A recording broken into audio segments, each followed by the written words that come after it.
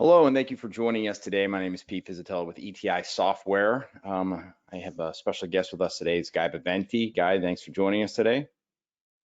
Thanks, Pete. Glad to be here. Yeah, we'll be talking about modernizing the broadband RFP process. And before we get into that, just a quick background on Guy. You may have seen Guy in some of our broadcasts before. He's a longtime veteran of the industry. He's worked at AT&T and some other places like GE, mostly around solution delivery, platform engineering, architecture, program management, but also has bought a lot of software and hardware in over his career. I mean, I think over $2 billion, I think is what you estimated there. Yeah, that's about right. Yeah, I mean, so that's part of why we want to talk to Guy today, because there's so much going on in the industry. And I think having an insider view of how to think about structuring RFPs and lessons learned and some suggestions on what to do better would be really valuable. But before we do that, just a reminder that this is interactive, right? So we'll have some questions. Guy and I will work those into the conversation. So feel free to use the chat button to ask any questions. All the material will be available after the recording. You'll get an email, a copy of the slides and the interview. So to get started, Guy, there's so much going on, right? With the infrastructure bill, post-COVID, there's just a flood of money coming not only from federal and public government or federal and state governments, but also from private industry, right? There's a lot of private equity flowing into this space. And a lot of the concern that some folks have is supply chain issues, also partnering, finding the right people to meet the deadlines that are required to satisfy this funding requirements, also to serve our customers or serve our markets as quickly as possible, right? And so a lot of that really depends on making good choices on who you're buying and partnering, how to structure your buying processes, getting the material on hand, getting all the other systems in place. That's why we wanted to talk about this today, just try to get a sense of what we see in the market today. What transformationally do you see happening, and what are some ideas that you think we should be thinking about moving forward? Great. So part of what we've talked about, you've listed out are some of the pitfalls that you've identified based on your experience. So maybe we start walking through some of those. Well, maybe and Pete, maybe even before we get to the pitfalls, maybe just a couple clarifying points, if I may, real quick. A lot of people talk about RFIs and requests for information. We're not even really talking about that. We're going to get right into discussions on proposals, right? And some best practices on proposals. It could be proposals for, as you said at the beginning, for software or hardware, network build. Regardless, the lessons I think are very similar, although I'll probably, reference examples with software solutions, given I spent a lot of time in that space. And maybe even before we get into the pitfalls, Pete, I mean, let's be honest, people just don't like going through the RFP process. Not on the sending side, as a client, say, a customer sending out an RFP, and on the receiving side. I mean, I'd say I've yet to meet anybody that says, hey, I really enjoy going through that. And I think about, which I think is an important thing to highlight, why is that? I mean, they're time consuming, right? Again, on both sides, sender and receiver. They're a distraction often, they rarely do firms have people that work on RFPs full time. It's usually somebody else on the staff that's doing them, and it's a distraction from the everyday business. And the truth is, they can be very frustrating, right? And a lot of that frustration has to do with lack of clarity or specificity, some of the things I'm going to talk about here, right? You mentioned the pitfalls, and again, I think the traditional RFP process that used to work doesn't work and is not as effective, Pete, because of some pitfalls.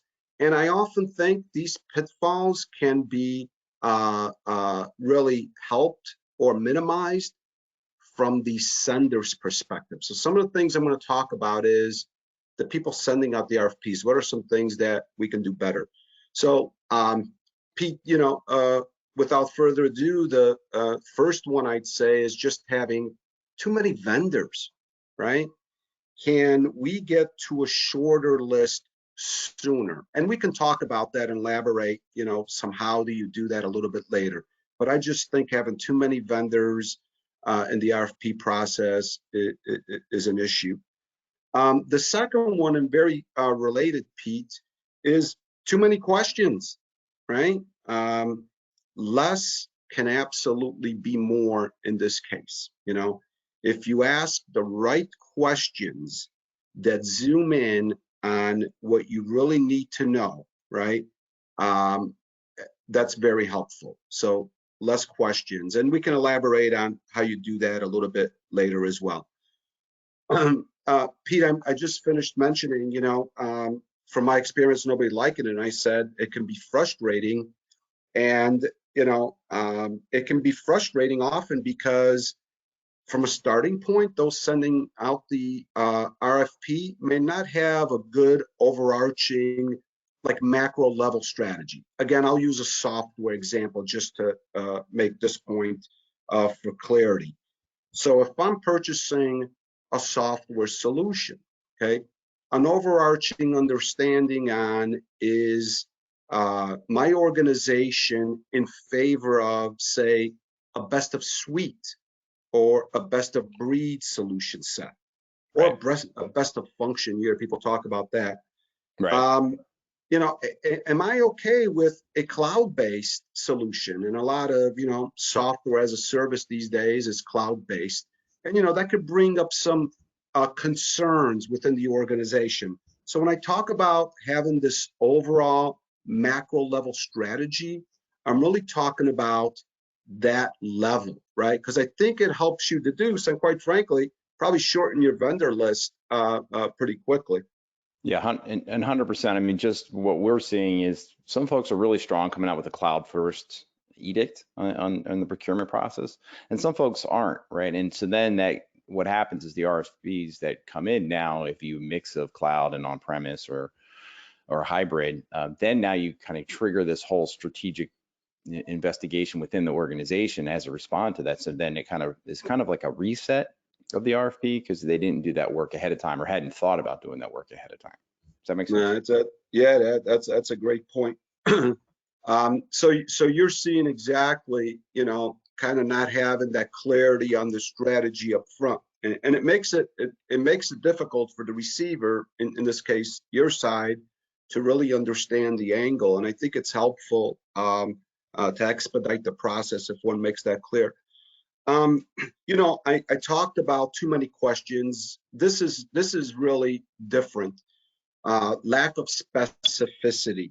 Okay. Okay. And I'm a big believer that, when I had the team and, you talked about the software I purchased, regardless of organizations, I always said a vague question will lead to a vague answer, So Right. be clear on what you want. And I'm also a big supporter of, Boolean type questions. Yes, no, right? Right. So let's give an example. We talked about cloud in yours. I'll use APIs. You hear a lot of people talk about the API strategy. We've even talked about it in this forum before. So instead of, for example, asking a question that I think is more general, that would sound something like, tell me about your API strategy as a vendor or framework, right? I Yep. think something very specific that would ask instead, do you have open APIs that allows, plug and play to such and such a solution, right? Sure. I think that's very specific. It leads to, yes, I do, or no, I don't, right? Correct. Yep. And that's what I mean by that. I'll give another example real quick. I spent a lot of time, in the OSS, BSS efforts in telecom, as you stated at the beginning. And I remember, pursuing some billing solutions. Well, why waste time asking questions like, hey, do you produce a formatted bill? You're not going to find many billing vendors that don't. Instead, maybe a better question that's very specific could be something like, do you allow feature and functionality that allows me to configure and customize my own bill format, right? That gets 100%. very specific, right? But I think that's a function of clarifying requirements internally, right? I think and there's a certain level of transparency that I think buyers would like from sellers. And I think the reverse is actually what you're speaking to, is that sometimes I think on the RFP process, they're trying to kind of conceal the real motive, and instead, if you're more overt and say, this is what we're trying to do. Like, we really understand the problem. This is what we're trying to do. Can you help us do that, right? Instead of trying to glean it from a very boilerplate vague answer. Just get to the Yeah, very specific things that you need to do. yeah, spot on, Pete. Another one, another pitfall, just, these complicated scoring models, Yeah. with even more complex weighting systems. I will tell you, again, here's another example. The more complicated the scoring model, the more complicated it's going to be to assess the final score, right? And there's plenty of time that's spent on debating, right, the weights and the score. I think don't spend that much time. A very simple scoring model is usually a friend. It gets you to alignment within the firm faster.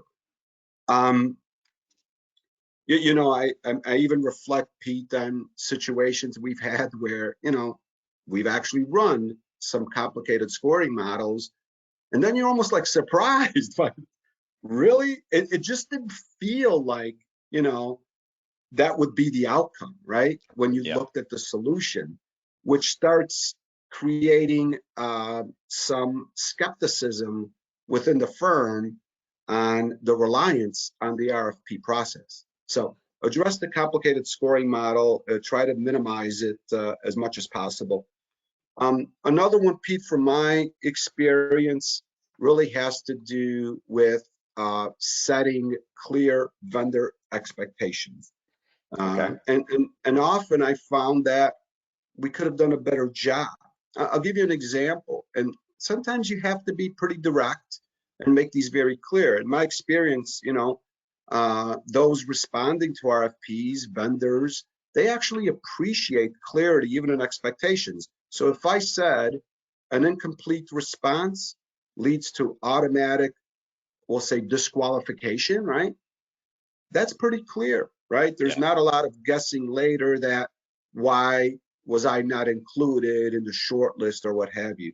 So I think spending time and aligning within the firm on what those vendor expectations are going to be clear, it's going to save everybody a lot of time and really minimize, quite frankly, some drama.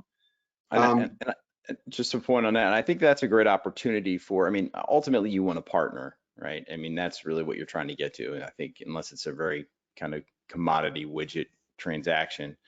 And I think the RFP process is a great opportunity to kind of start testing those partnerships. So having those dialogues where you're being transparent and sharing expectations with potential vendors, even if you're not going to use them, you learn to work with them and they learn to work with you. And there's a lot of that cultural kind of the next level deep feeling, emotion, it kind of bakes in there. But those are the people that you're about to sign up, money and your reputation on some contracts. I think there's opportunity through some of these pitfalls that you're talking about to start testing out those relationships and see how well they work with you and how well you work with them. Super important, Pete. I think you're spot on. You're going to go through some challenges together, right? Right. So, starting off, on the same page, I think is important, as you said. And then the last one I'll mention, and clearly I'm sure, our audience has some others they can add to the list. Again, this is based on my experience, what I saw most often. The one that I would list finally, Pete, is selecting the wrong partners to go down this journey with. I don't mean in terms of selecting the wrong vendor. This would be, if you hire a consultant to help you with the RFP. And to be more specific, there are plenty of firms that can help you with an RFP.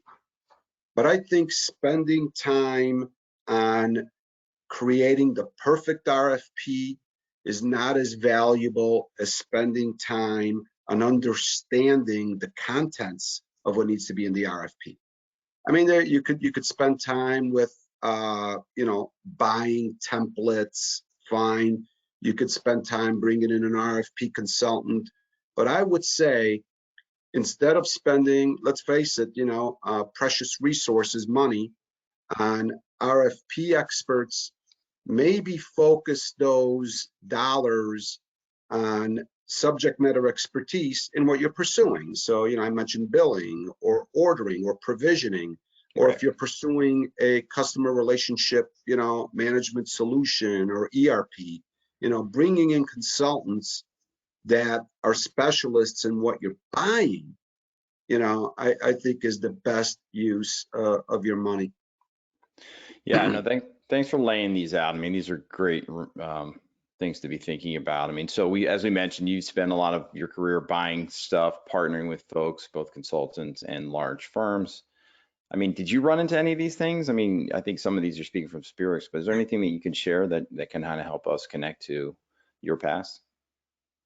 Yeah, oh yeah. I think anybody, by the way, Pete, that's been in the RFP process on one end or another has experienced some, if not all of these. I mean, if we're being honest. So yes, absolutely. A combination of these. One comes to mind. Some time ago, focused on a large BSS, OSS re-architecture effort where we were really modernizing the entire application stack. And I recall, Pete, the teams spending a significant amount of time with significant detail focused on an ordering engine. We're talking from order orchestration, order management, all the way to handoff to provisioning in a telco space. A lot of time, a lot of detail. It was very comprehensive. And we scored it. The team gave their readout internal, and it was kind of a disappointment. And I really felt bad for the team because they really worked hard on this, because it didn't align with a key strategic need, right? And in this case, it ended up being interoperability, okay? Well, regardless of what the reason was, that was our reason. We probably could have done a better job up front, right? To minimize that, right? Yeah. And this really goes back to my point on the macro strategy or some key elements, because it doesn't have to be just in a specific question. If that's such an important component, we could have saved everybody an awful lot of time. Just a couple of quick other examples. I remember situations, Pete, where solution and didn't realize that the solution wasn't built yet completely, right? By one of the shortlisted vendors. You can't make it up, but it's true. It wasn't anybody was hiding anything, but we were pretty far down. Or another example, I'll talk later about some advanced capabilities, but we had a solution where the code wouldn't compile. So yeah, I've experienced some of it. You learn from it and you move on and you keep improving your internal processes, which we did.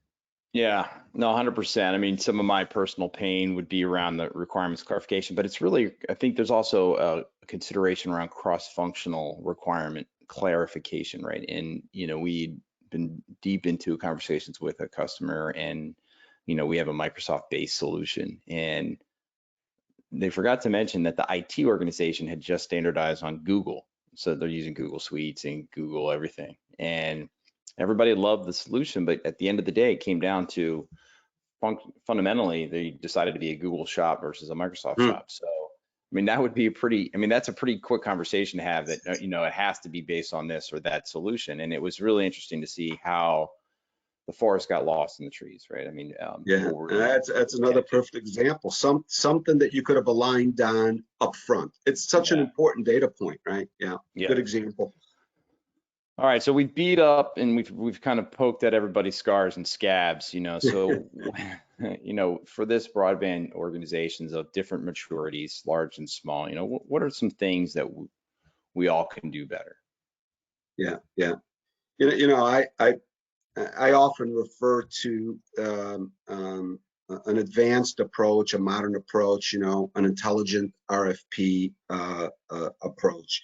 And it really is, Pete, about, focusing on the true differentiated questions that get to the true differentiated functionality. Okay. So I think that less is more. I think that's an important element where ultimately, right, you want to move to, what I consider, I call it proof of value or show me approach, right? And we can come back to that because I think that's an important added capability to an RFP process. But before you even start, we talked about making sure you have that overarching strategy. But Pete, what I would also add to that in the intelligent approach is making sure you understand your company's tolerance for risk, right? If you're gonna move into an area where you're talking about bringing in an innovative solution that hasn't been, tested in the marketplace, there's a level of risk. So understanding the strategy as we discussed, the level of internal risk tolerance that we're willing to take, I think becomes important to getting to, this smaller list of vendors that you can bring in to address your needs.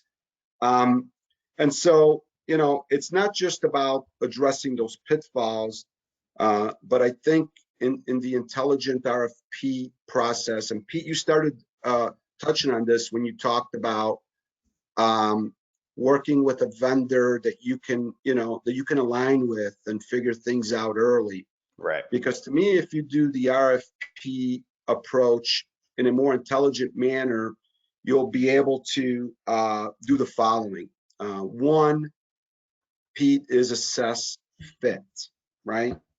And this really is, can you and this vendor work well together, right? Right, yep. We all know things are just not going to go perfectly, right? Whether it's software, hardware, network build outs, there are going to be some challenges. And if you move to an approach that's more of a showcase, show me, right? You can actually interact with this vendor and see how your staff interacts with them before you move to a final purchase decision. So be able to make sure your RFP process sees if there's a good fit. Is there chemistry with you and this vendor? Sometimes overlooked. The second one, this one may be obvious to folks, maybe not. The capacity. Does the vendor have the resources, the time, right, to address your needs? There's a lot of effort spent post-purchase, right, in terms of integrating a software product, implementing some new hardware, right, building out a network. Does the vendor that you've selected, have they made clear up front that they have the available staff and time to actually meet your needs? You have to be able to get to that, and not just from a question, right? Maybe some site visits, things of that nature. The other thing that I like, and this is probably one of the more difficult ones, Pete, is to assess if, I keep saying vendor, but eventually your partner, right? If your partner has the deep thinking skills, and which one, and how do you deduce that? And right. I think that interaction, Pete, and the proof of value, the show me, right, effort, that's where you can see, how creative are they, right? Can they solve a problem when you bring a use case, right? Can they offer up alternatives, maybe some things you haven't thought of, right? Because often, an RFP from a sender's perspective, you kind of have some biases based on what you know. So your Right. RFP was based on what you know or don't know, right? Right. So, are these potential partners bringing forward some, creativity, some alternative thinking, that surpasses, because it's value added on top of what your firm already has. And then in an Just the one. intelligent RFP, oh, go ahead, Pete. Just one point on the deep thinking piece. I mean, and I think it's really critical. And what I look for is people that are people that are curious, right? And people that curiosity leads to being invested in helping you.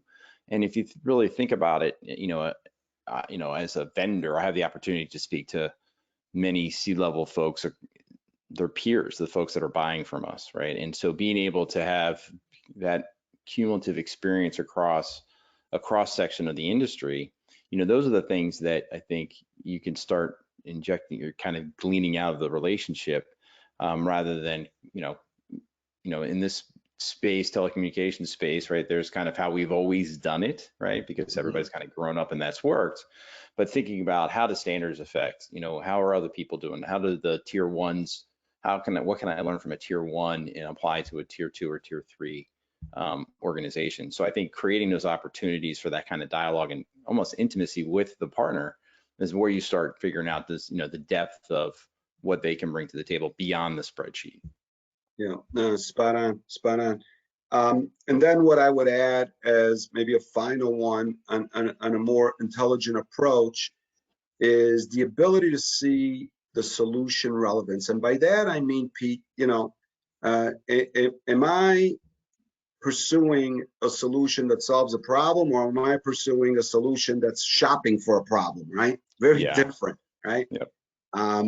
Don't spend a lot of time, is the advice I would give, on added components that are not relevant to what you're looking for. It's great if they come along, you should understand them, but make sure the majority of the time during the RFP process is focused on feature function or capabilities, right, that are relevant to the need, relevant to the gap. Okay. I think that's it. Yeah, I mean, so part of some of the things that you spoke to on the pitfalls are, are these pieces shaped within the overall strategy, the MicroStrategy for the organization, or is this really kind of framing up your RFP strategy? It's really, Pete, these additional pieces is in addition to the traditional, RFP. So it's really saying, hey, addressing those 7 pitfalls that we had listed is good. It's better, right? However, taking it to the next step would be to adopt a process in the RFP where you can actually deduce a fit, the capacity needs, the deep thinking, the solution relevance.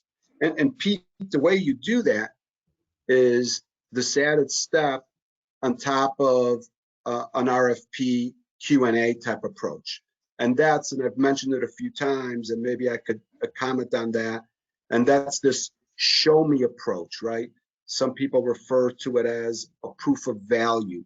Right. And I want to be clear on this, because this is not a demo, and I think there's confusion sometimes on this. This is not about a demo. This is about, let's stand up the solution. And the way I've gone about this, Pete, is exactly what I'm about to describe. Let's stand up a solution in a lab. It could be my lab, it could be a vendor partner lab, where we actually take specific use cases through the solution to address the specific need. Now, what's interesting about that, Pete, when you do that, you're going to be able to see how the teams work together, the fit. You're going to be able to deduce that deep thinking, that creativity.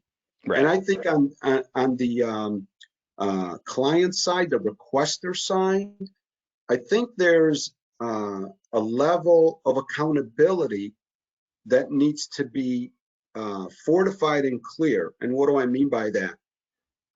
I preferred to actually have my teams lead those lab-based assessments to show me. Right there with the vendors, not stand back, show me what you have, I'll come back and look at it when you're done. Be involved, going through the process of watching what it takes to stand up the platform, going through the process of looking at the configuration, right? Using a software example again. Sure. I think that's very key. And the involvement of your team, you build a bond with who eventually is going to be your partner early on. That is so valuable. And I think also having this internal conversation does a couple things. We talked a couple, this cross-functional, multiple stakeholders, because how I in a delivery organization versus the IT versus security versus management, the fit, how I would answer the fit criteria could be different, right? So having, using this as kind of a centering conversation internally to kind of as an overlay to the solution relevance and the solution fit, the vendor fit versus the solution fit, I think is a really valuable opportunity. So, opportunity. I mean, so just a little bit about the folks that you've led. Was it a cross-functional? How did you interact across the organizations to make sure that you clearly understood the requirements and made sure that everybody had buy-in, so you weren't just off buying stuff? What did that look like for you guys? Yeah, that's such a great question, Pete, because I will tell you, involving the cross-functional team members was super important, more so than I would have thought. So for example, if I'm buying a solution for an operation, and with large companies like the ones that you mentioned at the beginning that I worked at, or mid-sized companies that I worked at, those small, involving the eventual users, right, of that solution during the proof of value, was paramount. I mean, it paid dividends. When it came time to selection, imagine, when it comes time to make an announcement internal on who you'd like to move forward with, the different stakeholders actually had folks involved in the process, in the selection process. So we absolutely, and sometimes, Pete, I use an operational example. I could use, an example, say in a call center, bringing in some of the call center reps, people that were going to eventually be users of the solution. But sometimes overlooked stakeholders also add value, like some folks from your supply chain procurement team. They may not be as involved or as engaged in assessing, say, the use case, but it's cool to invite those folks up front in the questions that you're pursuing and the framework and how you're about to make the decision. And I like to believe if anyone has anything to add, it's good to add it now, not once we're ready to announce the direction, right? Add it now along the way. Be part of the process. Yeah. Yeah, no, that's great. So we've talked about the pitfalls. We've talked about broadening the stakeholder group internally, getting an internal, as you call it, an intelligent approach to the partnering process. Talked a little bit about kind of the show me approach, a lab experience so that you can witness, interact with the solution and the vendor or the partner. There's a lot. We've been buying stuff for a long time. So, what do you see as kind of the resistance or hesitance to kind of move to the next generation approach to buying and to buying? Yeah. It's almost like, hey, why isn't everybody doing this, right? I mean, what slows us down from adopting? Let's get rid of these pitfalls. Let's change the way we've always done things, right? Yeah. What gets in the way? Again, just from my point of view, Pete, Sure. I think the obvious one is you got to break some old habits. As I said, we're busy. It's easy to pull the template off the shelf, right? It's easy to repeat the process that we went through, some months, sometimes years ago, kind of like always done it this way. Why do people do that? I'll focus on, if we know there's got to be a better way, why do we do that? I think sometimes because folks are just overwhelmed. They don't know where to start. So a starting point is always key. I mean, it's almost like if you're writing a piece of code, it's cool if you have something to start with, right? Yeah. Same thing with an RFP. I think about it this way. What's your starting point?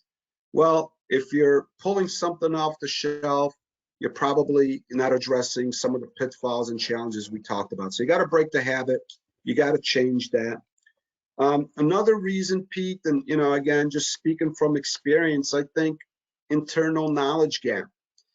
And this is a hard one because to really ask questions that lead to differentiation, right? What I said earlier, you really, I think, as a requester, have to have a pretty good understanding of the topic, right? Yeah. Yep. Or you're gonna ask general questions that don't really help in differentiating capabilities. So I think that needs to be addressed. It could be addressed different ways. Just acceptance, right? Hey, this means saying it out loud. We really don't have the internal knowledge that we need. So maybe we bring in a consultant if we're moving into a space that we're not as familiar with. So addressing that knowledge gap, admitting to it and addressing it, I think is important. Pete, another one, sometimes I've seen, people get stuck in making an RFP process a full-time job, the RFP full-time syndrome. You spend a lot of time, a lot of effort.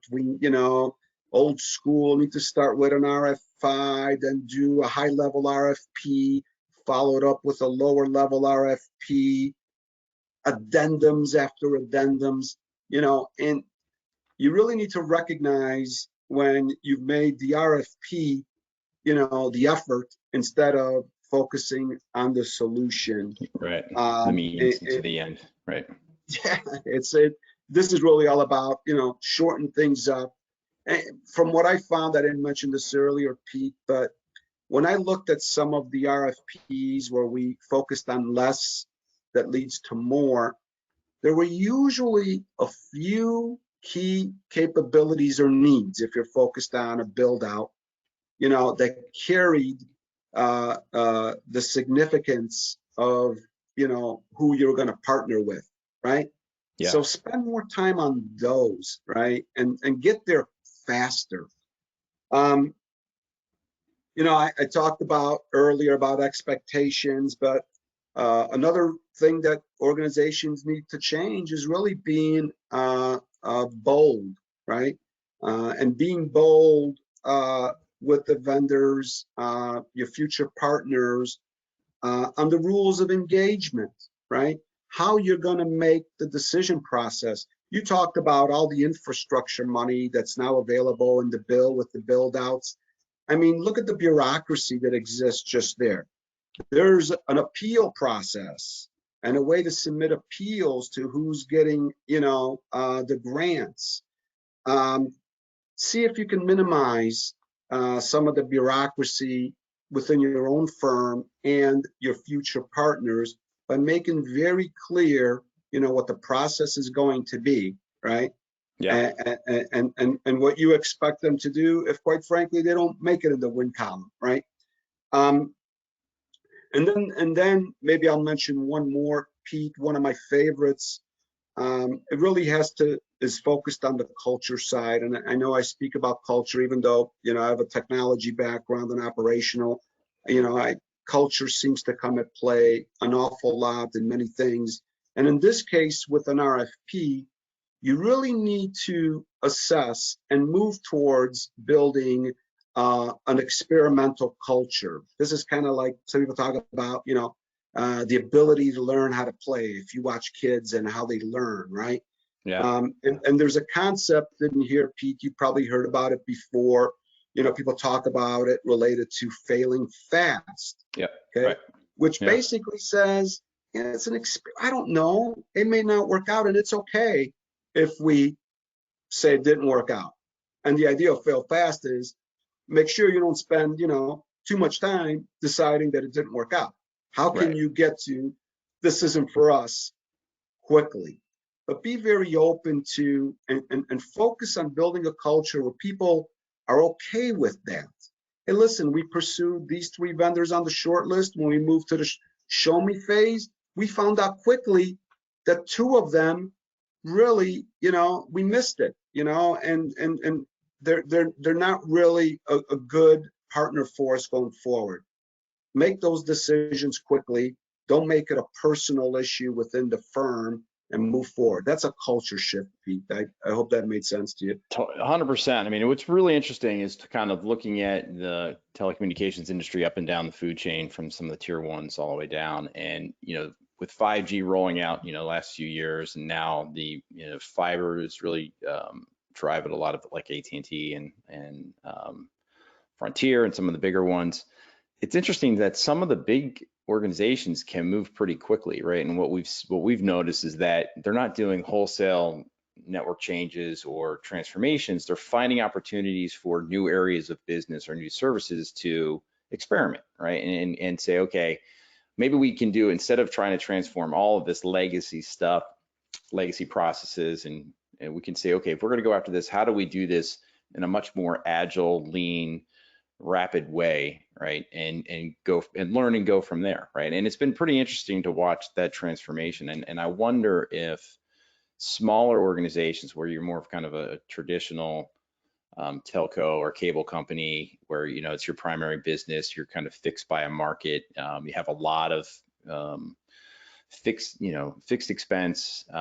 If there's ways for people to think that to find those opportunities to experiment, because I think at the end of the day, ultimately, everybody has to get leaner and has to move more quickly, so be more agile, right? And so if your procurement process is not aligned to the organization's need to survive and thrive, that's going to be a shame, right? Because the technology certainly exists, right? The partners certainly exist. You just need to be able to figure out how to clarify what you want as an organization, and then as quickly and efficiently possible, partner up with the folks that can get you there. Does that make sense at all? Absolutely.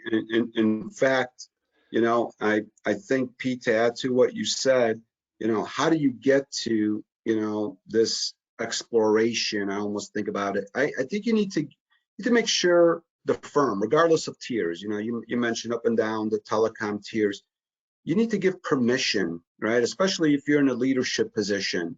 And I talked about making clear the strategy. Something as simple as, hey, we're not looking to do what everybody else has done, because it's easy. I mean, you could pull up, how do you get to a shorter vendor list? Well, one approach, could be you could bring up some of the popular studies, like maybe something from Gardner, and you could see who's in the leadership quadrants, and you get to a short vendor list quickly. By the way, I like doing things like that, right? Or look at your current partners and what they have. Right. But or what standards. if, to your point, yeah. And just real quick, what if, to your point, if you say to your team, hey, listen, I may want to go about this different. Let's look at some new entrants. Let's look at some smaller players, maybe even, right? Yeah. That do things a little bit different. Some of the things to consider, and I'm not sure we have a good answer, would be around, a lot of folks in municipalities are in the broadband space, right? So, or they have, boards that they need to go get approvals for, say a PUD, right? So there's some legacy kind of quasi government processes that may be an interesting challenge for folks to kind of take this advice, but also, keep those folks, the folks that are signing off on the checks, happy. Any thoughts about how to deal with that? Well, I mean, some of that I think is, knowing what you don't know, right? Municipalities getting into telecom, it's a challenge, right? It could be overwhelming. So one of my thoughts is making sure you hire some support. And I wouldn't bring in consultants from, product companies necessarily, but just some independents to help you navigate through that process. I think is key.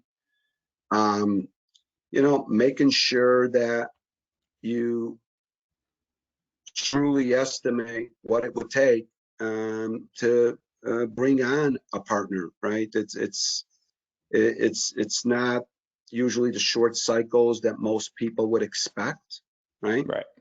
So I think being true upfront to the effort, I think is pivotal.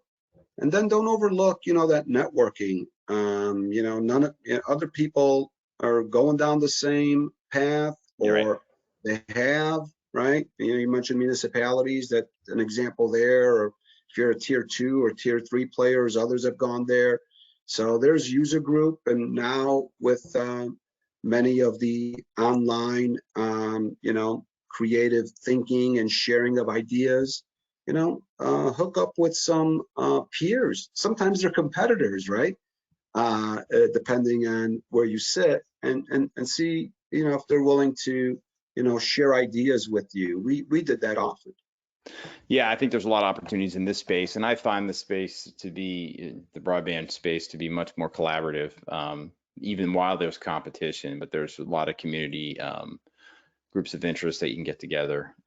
We spent a lot of this time talking about the buy side, right? I mean, so let's just jump to the other side on the sales side. What can vendors do to help in this process to kind of transform how we transact with organizations? Yeah. Well, it's probably several things, but I'll maybe just two, Pete, that come immediately to mind, and not too different, right? If you're going to get a specific question, let's give a specific answer, right? Nothing worse than getting paragraphs to a specific question and, having to go through it and not know how it answered your question, right? Right. That's what I meant by some of the expectations. And so answer the specific question is the first thing I would say. And by the way, to your question on the vendor side, if you're not a good fit, I think it's better to just say that up front. You may decide just, thank you very much, but we're not going to be responding to this RFP. We just don't think we're a good fit. Right. I think that's an important thing, right? Because if you respond because, I don't know, maybe you think it's the polite thing to do, or boy, we don't want to ruin a relationship, you're not doing anybody any favors. So work 100%. yourself out if you don't see aligned with it. I think that's something you can do to help. Yeah, I mean, I just, there's a report that came out from Lupio, and they're a kind of one of the tools that you mentioned is not an endorsement. I don't know much about the company, but the report is interesting. So this is across organizations, North America, so across industries. So it's kind of, average of average information, right? But on average, some folks are responding to 137 RFPs just last year alone. I mean, that's tremendous effort, right? It seems like a lot of effort, especially for folks like us that do a fraction of those, that kind of activity. But what's interesting is it's not everything that they are responding to. So to your point, I think there are some folks that are becoming more discerning in which is a good fit for them, right? And stepping away from opportunities. And I think specifically in this broadband space, there's so much going on. There's so much work that needs to be done.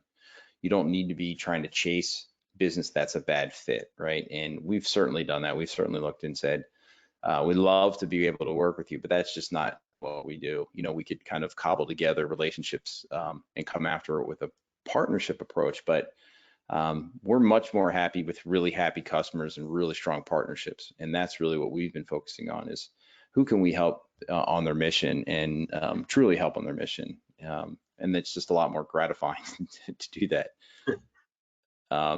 And I think part of that is understanding what you are and what you can and cannot do, right? And I do, companies are always evolving, so that I think this is something that you kind of need to cycle through every quarter, 2 quarters, depending on how fast you're evolving. But being able to understand, what your core strengths are, and being earnest to those strengths, and then assessing the opportunities ahead of you. So it looks like more and more people are adopting that behavior. Which is really interesting. We haven't experienced the online portal RFPs yet in the last few years. That would be interesting. And my concern with that, though, Guy, and get your thoughts on this, would be that really is a way to automate the technical fit right? The solution fit, and not so much the cultural, the emotional, and the partnering fit. Any thoughts on kind of the automated tools versus kind of the in-person experience? Yeah. Well, and even though I have a strong background in automation and technology, it's hard to beat the in-person experience. There's only so much you can glean from automated responses and automated tools. Um, in my opinion, Pete, I've just never been a big fan of focusing automation on tools to manage a process like this. I'd rather put my efforts, my time, my money on truly understanding who can help me the most, and that proof of value. I Right. invest in that effort. In this case, I'm surprised by that. I think it's I think all these are very interesting statistics. And what they tell me, Pete, is that there's a lot of people spending time thinking about the things that we've talked about here. How can we be more efficient? Right. And eventually, even more effective in translating the response. So to me, this says that, people have looked for ways to improve that efficiency. So they're inviting potential partners to respond and doing it in a different way, not so much in the traditional email, maybe transmission and response, but hey, here's an online portal. And I suspect the extension of that is, how do you take that data that was transmitted online, maybe even feed it to another automated tool to see if it can, help you select a finalist. Yeah, and something I hadn't considered to just now, but that online portal may not be the vendor's portal, right? There are marketplaces that are popping up. I know ConnectBase isn't one example. There's, I know the Merit marketplace in Michigan is trying to create kind of a curated, vetted ecosystem, right? So that buyers from the industry can come and just make the world much more smaller and focused, right? And so if that's the online portal that's happening, I think that's kind of different than insert your 453 answers here, and then we'll do our crazy number crunching in the background. But I'm not sure which they're referring probably to. a combination of both, right? Right. And some automated tool. But this is interesting. This last bullet point here, and I wish our proposals were 82 questions, and took that much That's time. a short one, right? That's a short Yeah, one. it's a short one, right? And I think the guidance that you've provided today, in terms of really doing the soul searching internally about what it is, the partnership that is best served for our mission as an organization, and using that as kind of the umbrella to reduce the number of vendors that you'll be considering.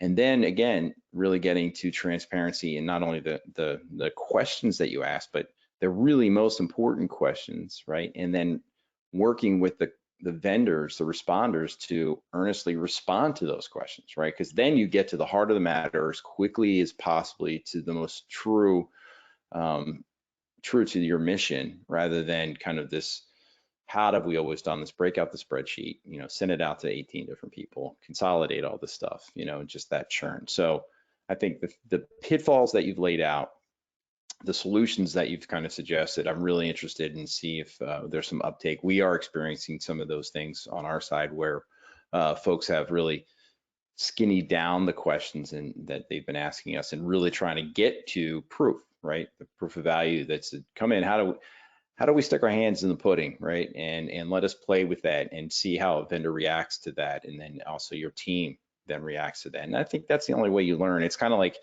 hiring somebody, right? You don't want to hire somebody just based on their LinkedIn profile because they can put anything up there, right? And you have some kind of scanner that can tell you that this is a perfect fit.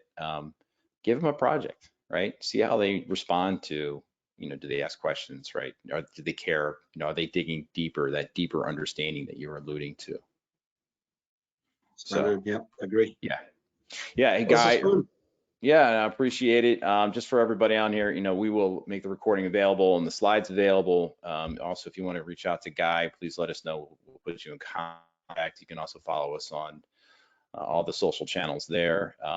Thank you for the few questions that we got popped up, but there's a couple other that we can respond to later. But again, Guy, thanks for your time and Your your pleasure. insight. All right. Thank you, Pete. It was fun. Thanks, Bob. Bye.